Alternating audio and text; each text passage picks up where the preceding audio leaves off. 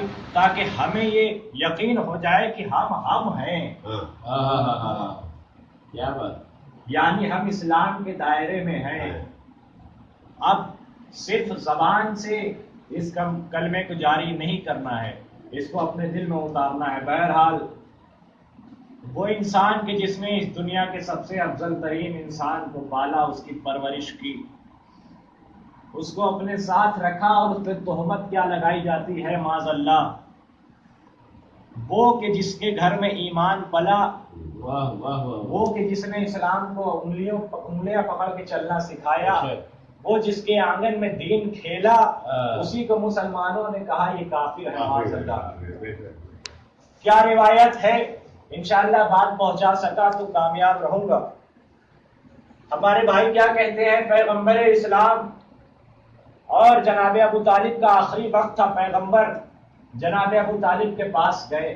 اب یہاں پہ میں رکتا ہوں، میں نے کوئی بات اگر کہی، مان لیجیے میں نے شنٹو بھائی سے کوئی کان میں بات کہی، تو اس کے کہنے کا مطلب کیا ہے کہ یہ میں چاہتا ہوں کہ یہ بات صرف شنٹو بھائی سنے اور کوئی نہ سنے، اسی لیے میں نے کان میں یہ بات کہی.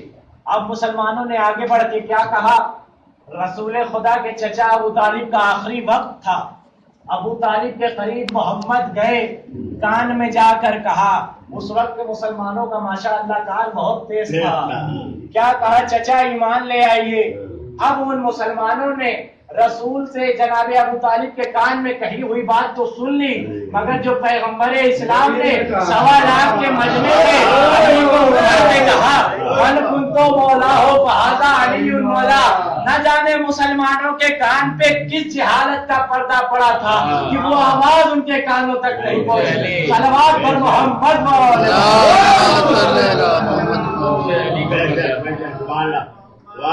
نہ جانے کیسا پردہ پڑا تھا.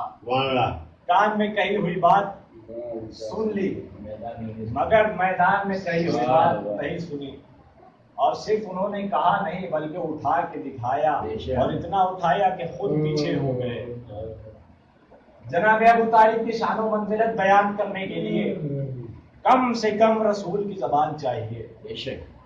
جناب ابو طالب کی شان میں کچھ لکھنے کے لیے کم سے کم قرآن سے الفاظ کو اٹھانا ضروری ہے.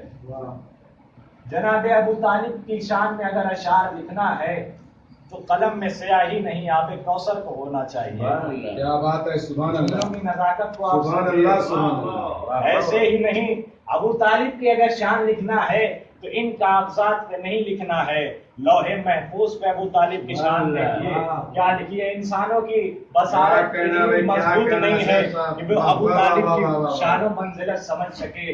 انسانوں کی چھوٹی سی عقل میں جتنا آ گیا سمجھے کہ اتنا ہی ہم ہی بدھی جیوی ہے. جتنا پروردگار انسانوں کی عقل میں سمایا سوچا کہ بس اتنا ہی اسلام ہے، اتنا ہی پروردگار ہے، اتنا ہی ابو طالب ہے. اب آگے بڑھ کے کیا کہا ہمارے بھائیوں نے، محشر کے میدان میں ان کا عقیدہ ہے محشر کے میدان میں پروردگار ظاہر ہوگا معاذ اللہ.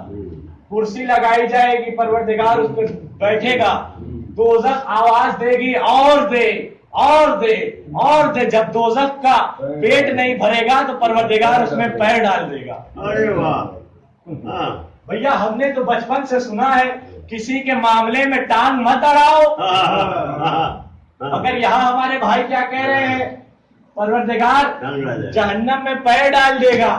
اب یہاں پہ ایک جملہ پیش کر رہا ہوں، انشاءاللہ کوئی خاموش نہیں رہے گا. جب اللہ کا پیر جہنم میں جا سکتا ہے تو محمد کا صحابی بھی جا سکتے ہیں. صلوات پر محمد وآل محمد.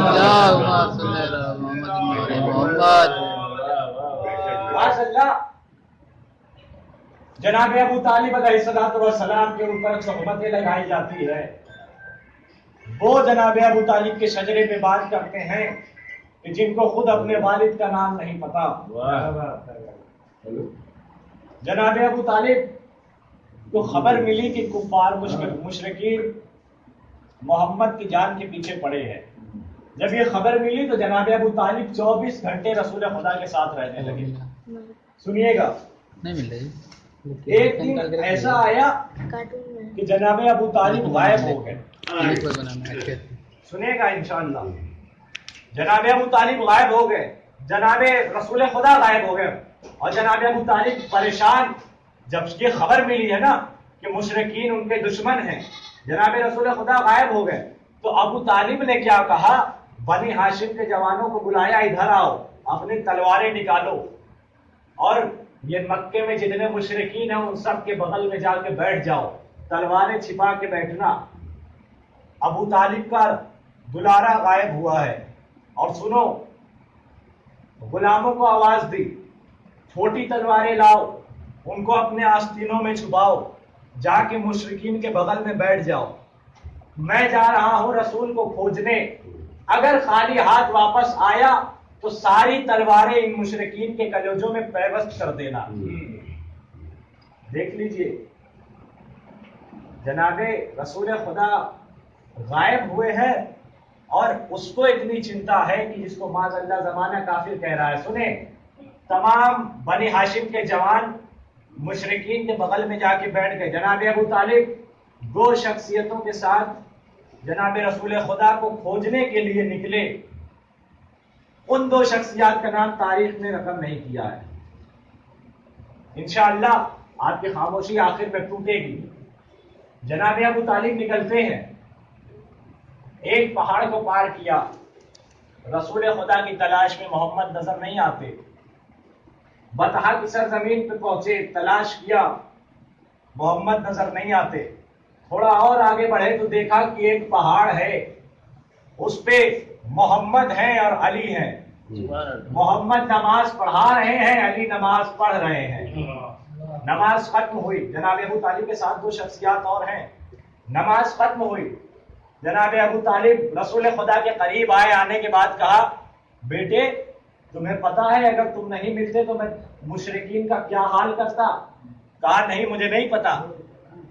کہا بیٹے اس زمین پر جتنے مشرکین ہیں، صرف مکہ نہیں، اس زمین پہ جتنے مشرکین ہیں سب کو چن چن کے ختم کر دیتا اگر تو نہیں ملتا۔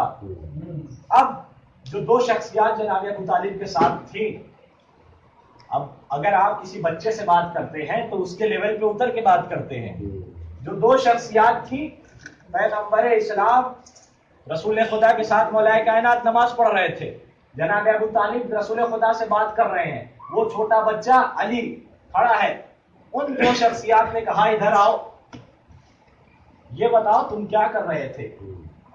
سنیے گا مولا کائنات کا جواب، یہ بتاؤ کیا کر رہے تھے؟ کہا وہ کر رہا تھا جو میرا رسول کر رہا تھا، اللہ کی نماز پڑھ رہا تھا۔ کہا اب بچوں سے لوگ مذاق کرتے ہیں، کہا تم نے نماز پڑھنے کے لیے، اللہ کی نماز پڑھنے کے لیے اپنے والد ابو طالب سے اجازت لی تھی؟ سنیے جناب مولا کائنات نے کیا کہا، کہا کہ اللہ نے مجھے پیدا کرنے کے لیے میرے والد سے اجازت لی تھی۔ جناب ابو طالب مسکرائے، پھر جناب ابو طالب کے ساتھ رسول خدا اور مولا کائنات آتے ہیں، اور جناب ابو طالب کے چہرے پہ عجیب جلالت تھی۔ مشرکین نے دیکھا، کہا کیا ہوا، چہرے پہ کیوں غصہ ہے؟ تو جناب ابو طالب نے کہا مشرکین سے، تم جانتے ہو اگر یہ میرا محمد نہیں ملتا تو کیا ہوتا؟ کہا نہیں، جو بنی ہاشم کے جوان مشرکین کے ارد گرد بیٹھے تھے، کہا اپنی تلواریں نکالو، تلواریں نکالی، کہا یہ جتنے بنی ہاشم کے جوان بیٹھے ہیں اگر میرا بھتیجا محمد نہیں ملتا یہ ساری تلواریں تمہارے کلیجوں میں پیوست ہو جاتی۔ پھر جناب ابو طالب نے وہاں ایک عربی میں شعر پڑھا، اس کا ترجمہ پیش کر رہا ہوں۔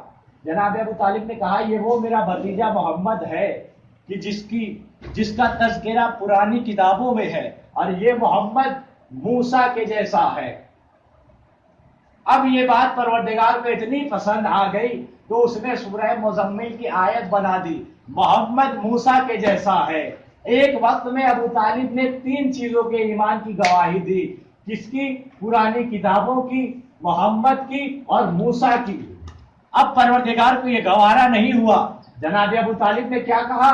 محمد موسیٰ کے جیسا ہے۔ پروردگار نے کہا ابو طالب نے یہ کہہ کر میرے رسول کے اوپر احسان کیا ہے، اور پروردگار سورہ یاسین میں کہہ رہا حل جزاء الاحسان الا الاحسان، احسان کا بدلہ احسان ہوتا ہے۔ پروردگار نے کہا ایسے نہیں روکوں گا، کچھ عرصہ آگے بڑھا، رسول خدا نے خود کہا کل جناب ابو طالب نے کہا تھا میں موسیٰ کے جیسا ہوں، آج میں کہتا ہوں